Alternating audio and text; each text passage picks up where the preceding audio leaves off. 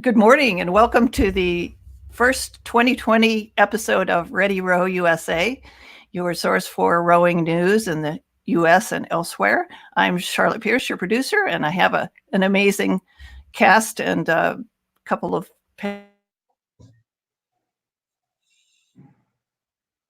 First, we're going to so Sherri Kent and Jules Zane are here from USRowing. Sherri's a ref and Jules is director of the referee programs. Shannon Borum is our moderator, and Mark Wilson is here. Hi, Mark. From All American Rowing Camp. He's going to be commenting on our news section, which is our new thing today. So I'm going to hand it off to Shannon. I've already introduced the panelists, and Shannon, take it away. All right, thanks for entertaining me as the newbie here, y'all. As you can hear, I just said y'all, I'm from down in Georgia. So let's get rolling with today's. We're going to start off with a couple announcements, I think. Charlotte, if you'll move to the next slide. Right, so connect with us, you guys. Listen during the podcast for our episode hashtag, and then engage with us on social media for a chance to win rowing gadgets, gear, and services.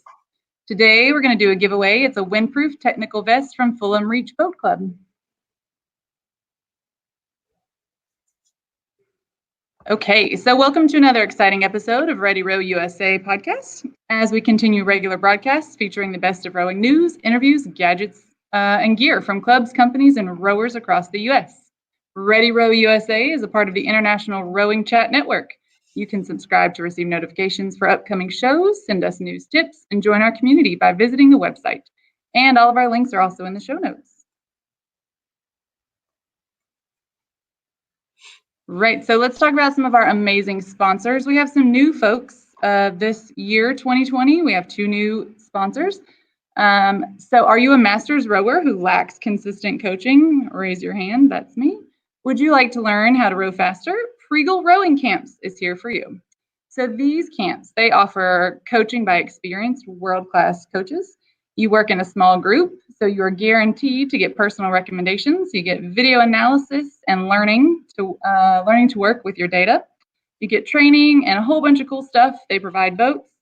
If you're looking for a camp and you're not going to Mark's, think about Pregal. And our other sponsor for 2020 is Rowing Tales. So do you ever want a short, fun story about rowing to fill a quiet moment? Maybe you read in bed while waiting for the car, or while waiting in the car for your kids. Once again, Rebecca Caro has been busy collecting stories from rowers and coaches, which you are going to love reading. Her Rowing Tales 2019 book is an anthology, a collection of short stories. Each one has a rowing theme. There's a whole bunch, and you can find all those on Amazon, so go check those out, and thank you to our wonderful sponsors. So we're going to start a new segment. We just want to talk about some quick little things that we're seeing in the news of the rowing community. Mark, I think you and I have the sad task of starting with probably the worst news we've had in a while.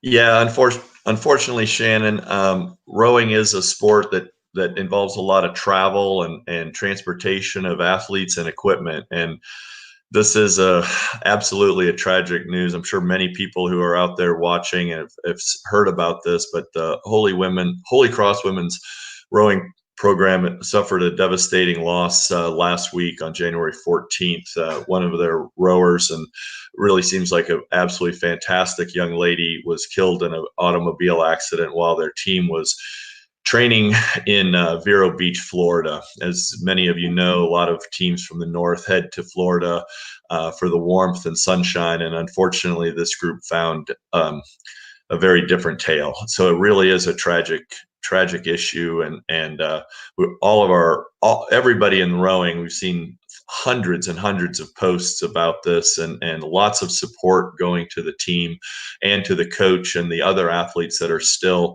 in intensive care and still in the hospital. So this will be an ongoing story, I'm sure, throughout the spring. And here at Rowing Chat, we also want to share our condolences to the family of Miss Grace Rhett, as well as the rest of the team. So don't want to belabor it, but it is something that's unfortunately part of our sport. And it just reminds us to be as absolutely as careful as possible, and probably more defensive than ever when we have young people in our vehicles or traveling in our communities. So I think that's really what we want to say there. So again, our condolences to everyone, and our thoughts and prayers to the team as they continue into the spring season without grace. Slightly happier news. I'm glad that we can follow that up with a little bit more lighthearted stuff. We have a couple big record-breaking things that have happened. So this trio of brothers from Scotland have set a world record for a trio to cross the Atlantic. This is not something I think I could ever accomplish, and especially not in as quick a time as they did, but they set a record. I think it was 35 days, 9 hours, 9 minutes, and that's a record for a trio. And then the first group of brothers to ever complete the task. Pretty amazing, really, and to think about the time that is that they're doing that in is pretty amazing. And one of our other correspondents, Ryan Worth, who's not with us today, but will be back later this spring, did that. So he might give you a little bit of tidbits about how to survive on the big blue ocean for that long a time. But my survival hats off to those three guys for sure. For sure. And at the other end of the globe. This one's pretty cool, huh? Yeah, go for it, Mark. All right, so this was really amazing. My uncle actually has been through the Drake Passage from South America down to Antarctica, so he knows firsthand what this water looks like. And to have 6 guys get into a little tiny boat and row 3 people at a time, nonstop, for 15 days, I think it was. I've got a great news article from the Palm Beach Post dated Sunday, December 29th. And it was 600 nautical miles, and they took 90-minute sessions. So 3 guys would row for 90 minutes, and then the other 3 would rest for 90 minutes for 13 days, 13 days, 90 minutes on, 90 minutes off for 600 miles. And this is not like drifting across the Atlantic Ocean. This is actual rowing to propel the boat forward. It's really quite amazing. They were almost hit by whales at some points. Icebergs were in the vicinity.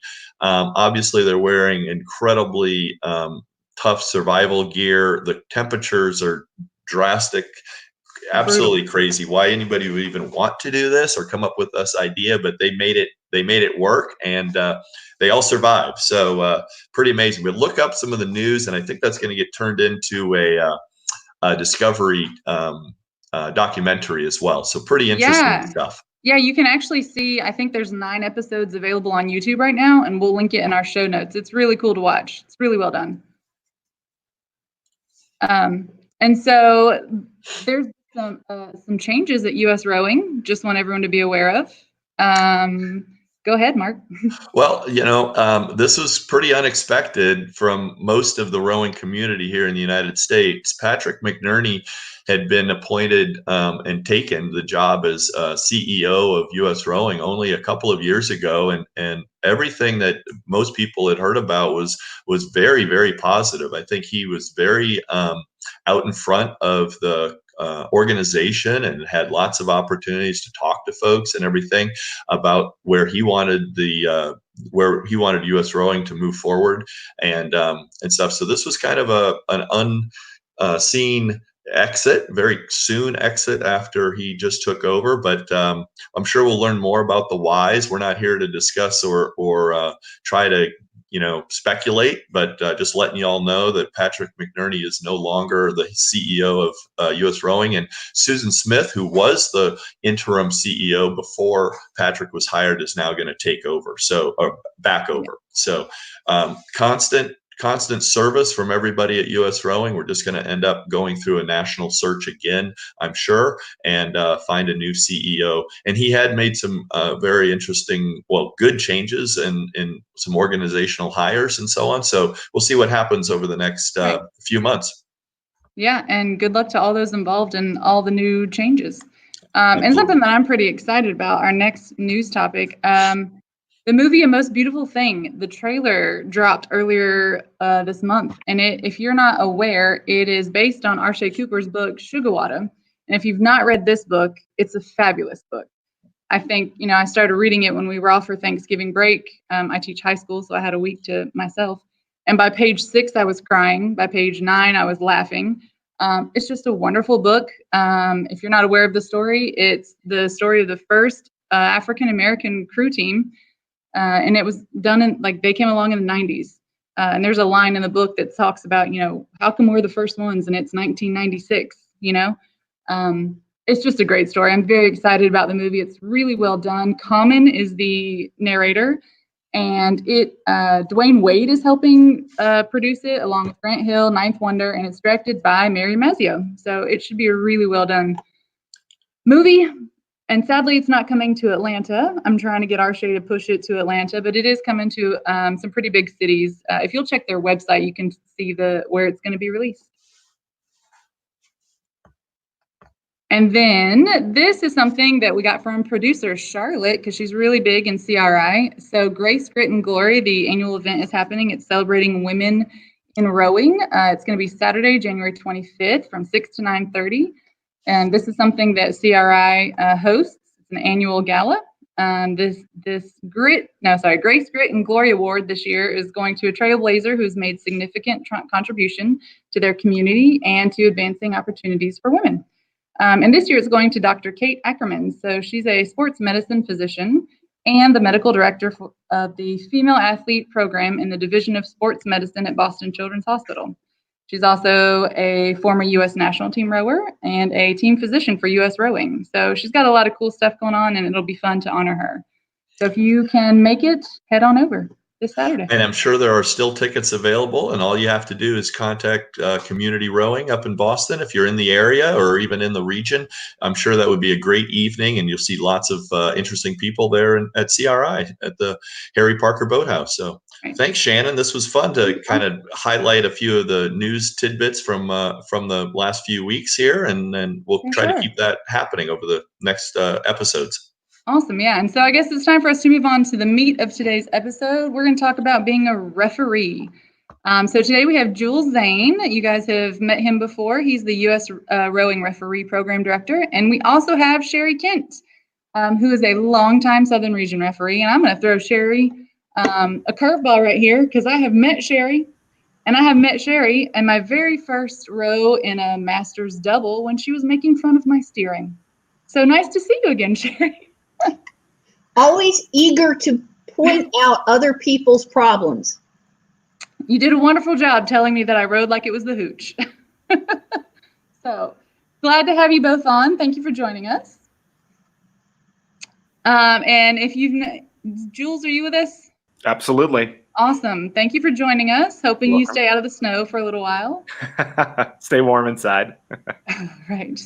All right, so you guys are referee experts. Can you just sort of run us through what it means to be a ref for USRowing? Sherri, if you want to go ahead. Okay, we run the regatta the day of the regatta, so we make sure that you're weighed in. We make sure that your boats are safe for you to launch. We launch you. We keep track of you. We line you up. We start you. We give you a finish time. That's it. Well, that's pretty important. So, well, describe to us maybe the path if somebody's interested in being a ref. What do you guys need? What do they need to do? Where do they go? Okay, the first thing you do is you contact either USRowing, regional referee, Jules, someone from the referee committee, and then the next thing you do is you fill out an application. We make you do a background check, which USRowing pays for, and then we also have you do a safe sport deal, which USRowing also pays for. Then you start doing observations. You get a little card, and your card is a candidate card, and you just do go to regattas.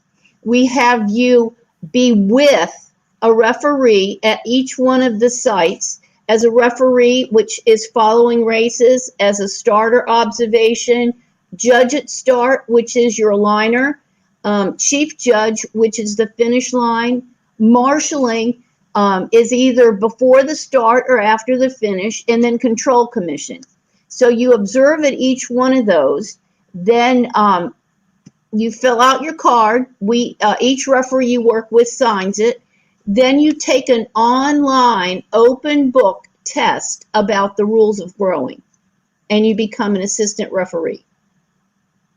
So explain, Jules, can you give us a little bit of information on that online program? What's that all about? How long does it take? What's the feasibility of this for someone who's interested in becoming a ref?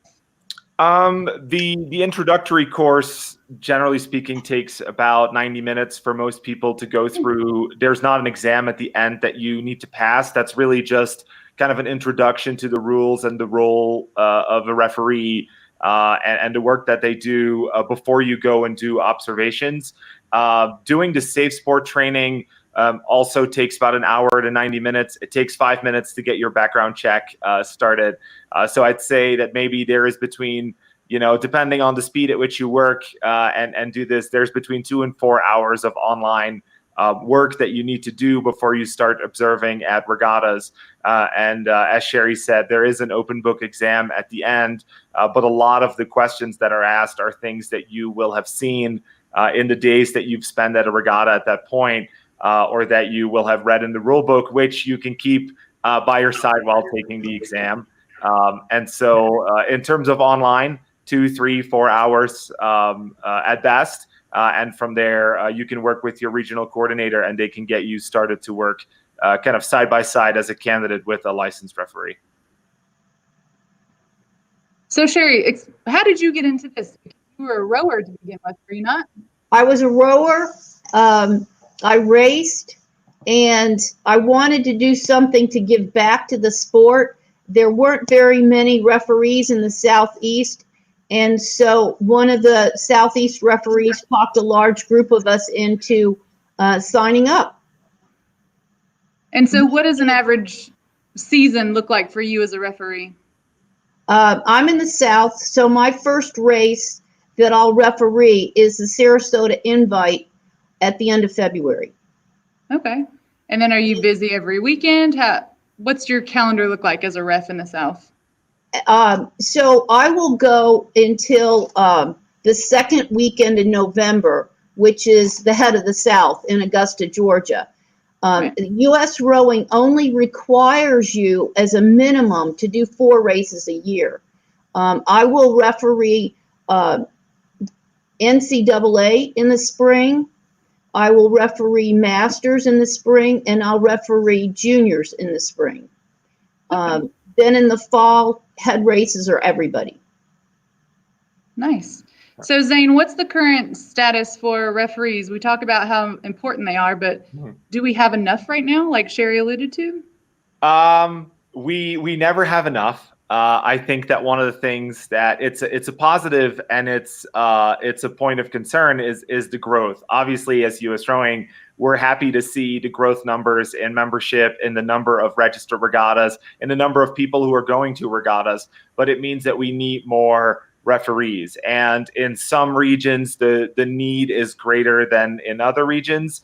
I'm sure that there are regions who say we have a sufficient amount of people at this time. But if growth continues, they're going to need more people. We also have a couple of regions, including the Southeast, where Sherri is located, and the Northwest, the Seattle, Portland area, where we really need more people. And then from a geographic perspective, the Midwest has the problem that their venues are spread out all over the place. The way USRowing has the region set up, the Midwest stretches from Ohio to Kansas. And so, we may have a large number of referees there, but in terms of how they're located, they may still be 5-6 hours from a venue. We had a couple of states this year that had a registered regatta, but not a licensed referee. And so everyone is traveling. So if you think, oh, well, I see plenty of referees at my local regattas, that doesn't mean we don't need you. So wherever you are, if you've thought about it, let us know. And I should note, So that, yes, there's a requirement for 4 regatta days.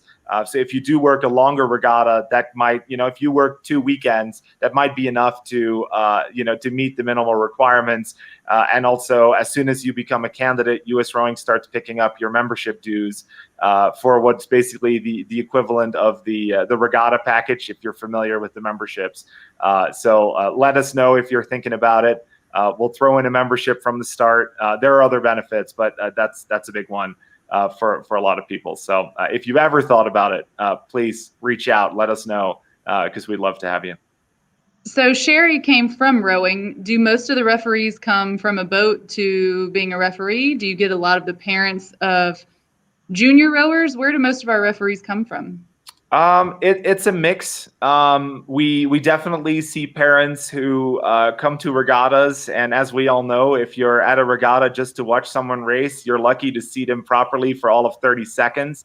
And so the other 10 hours of the day, they're just, sitting around and they don't want to do that anymore. So yes, we do see parents of high school rowers, collegiate rowers who end up saying, hey, I want to become a referee to have, more things to do when I come to these regattas.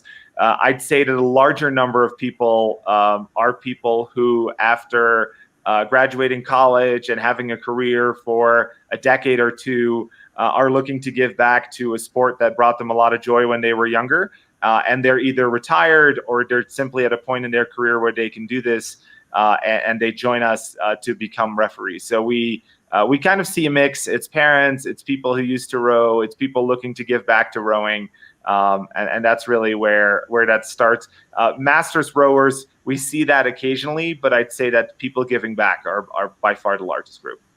So if someone currently rows and wanted to become a referee, is it possible for them to race and ref at a regatta, provided their races don't interfere?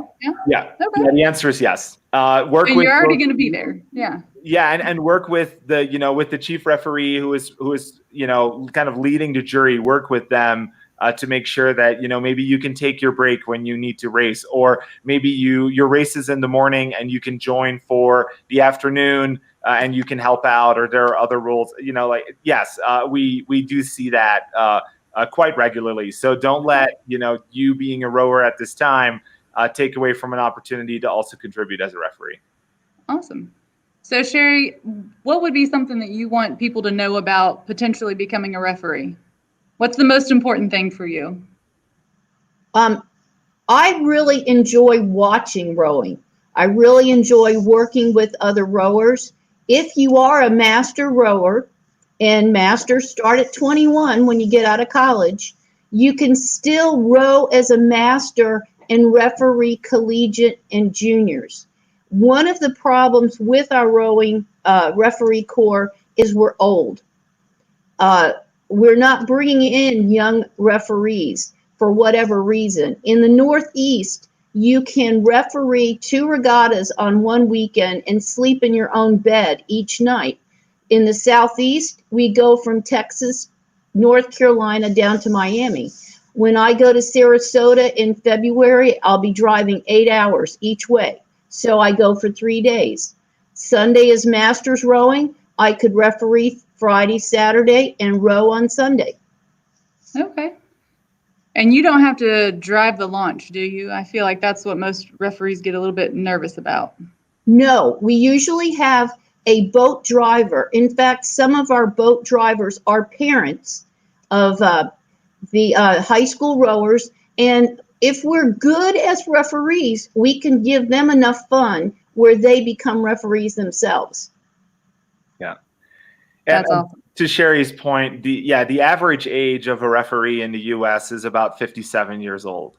And there are far more people who are in their 60s and 70s who are offset by a few people who are in their 20s and 30s to get to that average. So the influx of younger people is limited for a number of reasons. I mean, they may have traveled every weekend of their high school and college springs, and they're not looking to do that for a while. And then that's why they come back later. It might be using your vacation days, not being in a position to do that.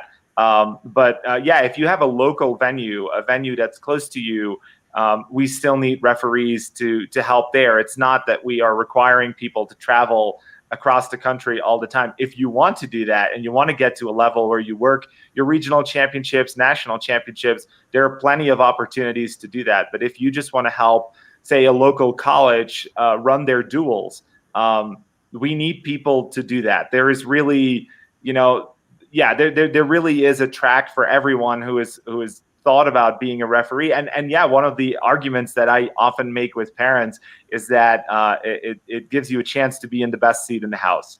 If you enjoy watching rowing, like Sherri said, being in a chase launch or even being a marshal at the finish is going to give you a better view of the racing than pretty much anyone else at the race course. And that's kind of an awesome part of being a ref. I'm honestly sitting here thinking, my husband is so bored at regattas. Maybe he should be a ref. Have him email me. Have him text me. Let me send him to you for something Yes, to do have him during call regatta. me. Have him call me. I will do that as long as you stop making fun of my steering, Sherri. You go straight, just turn around and steer. Man, that was fun. Well, all right. So, Jules, tell people where they can go if they're interested in talking to you about being a referee.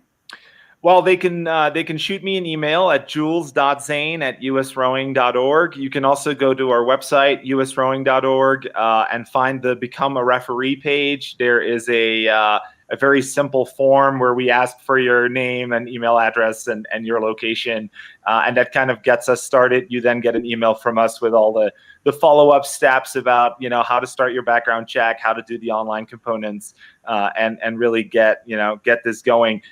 This is the perfect time to reach out because for most regions, the racing picks up in 6 to 8 weeks from now. The college duels are coming up for the spring. This is a great time to knock out your observations and be a licensed referee before the start of summer. And this is the moment. So if you hear this and you've thought about it, or if you hear this and you have questions, just reach out. If you start your observations and you think this just isn't it for me, we'd obviously want to keep you around, but give it a try. So yeah, reach out, please. All right. Anyone interested in being a referee, even in the slightest bit, get a hold of Jules. Thank you guys so much for joining us today. You're welcome. You're welcome. Thank you. All right. So like usual, if you have any news from your club, no matter how big, no matter how small, I probably run the smallest club in our entire state. So don't be nervous. Send us some news. We have the club news form on our website. Go ahead and send us some stuff. We want to celebrate you guys. We also have the gadgets and gear form. So if you've got a cool thing you want to talk to us about that maybe we haven't mentioned yet or that is new on the scene, send us that. We love reviewing gadgets and gear. We love talking about all things rowing. So send us some of your good ideas, you guys. And again, please join us on our website and check out our sponsors. Rowing Tales is fantastic, fantastic little series. If you haven't picked them up or ordered them on Amazon, go ahead and do that. Thank you very much. Today's hashtag, did we update our hashtag? I think we have our old hashtag, so no hashtag today, guys. Sorry for that. And again, so we just want to make note of or introduce you to the folks who helped make Ready Row USA happen. The first is our lovely producer, Charlotte. Charlotte's normally on, but she's not doing it today. She's running all the stuff behind the scenes because we're all too tired to do the tech stuff. So visit Charlotte's company, Pierce Press. Sorry, they do publishing and book shepherding for indie authors. Charlotte's got lots of information at her website if you'd like to get on board with that. And also, we want to say thank you to Mark Wilson. He is our senior correspondent, and he runs the All-American Rowing Camp, and he's also a rep for AccuDoc. And Charlotte just spent 10 days with him in DeLand, Florida, and I'm infinitely jealous. They've got some great trips planned this year, guys, so check out their website and go somewhere cool and row while you're there. And then I'm Shannon Borum. I'm a high school teacher. You just heard our bell. It's the end of lunch. And I run the Hampton High School Crew Program in Hampton, Georgia. You can find us on social media. Our upcoming episodes, we're going to do some Black History Month spotlights, more club news spotlights, gadgets, and gear. My personal favorite, we're going to talk the Olympics, y'all. It is 2020. Let's talk Tokyo. And that will do it for us. You guys have a great week. Thanks, everybody. See you next time. And call Jules about the referee programs at US Rowing. Take care. Bye, guys. Bye. Bye. Bye, Sherri. Shannon. Bye. See you next week.